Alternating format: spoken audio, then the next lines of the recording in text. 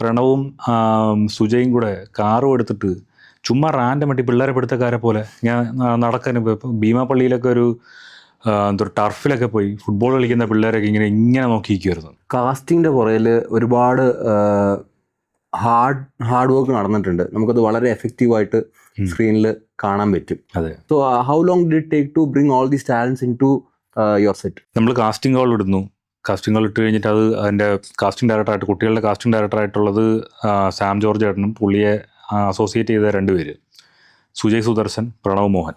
അപ്പോൾ പിന്നീട് അഹല്യ, അഭിഷേക്, അങ്ങനെ 2 പേരും കൂടെ അതിൽ ജോയിൻ ചെയ്യായിരുന്നു. അപ്പോൾ ഈ കുട്ടികളെ കണ്ടുപിടിക്കാന്നുള്ള ഈ പ്രണവും സുജയും കൂടെ കാറും എടുത്തിട്ട് ചുമ്മാ റാൻഡമായിട്ട് പിള്ളേരെ പിടുത്തക്കാരെ പോലെ ഞാൻ നടക്കാൻ ഇപ്പം ഭീമാപ്പള്ളിയിലൊക്കെ ഒരു എന്തൊരു ടർഫിലൊക്കെ പോയി ഫുട്ബോൾ കളിക്കുന്ന പിള്ളേരൊക്കെ ഇങ്ങനെ നോക്കിയിരിക്കുമായിരുന്നു.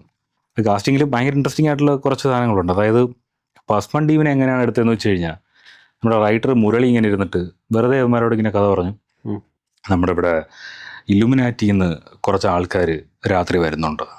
അപ്പോൾ അത് ഇലുമിനാറ്റി ബിനീഷ് എന്ന് പറയുന്ന ഒരാളാണ് ഇപ്പോൾ ഇവിടുത്തെ ഇലുമിനാറ്റിയുടെ ബ്രാഞ്ച് സെക്രട്ടറി. ഇത് സിനിമയുടെ കഥ അമ്മമാരോട് ഇങ്ങനെ റിയൽ ലൈഫ് പോലെ പറയാണ്.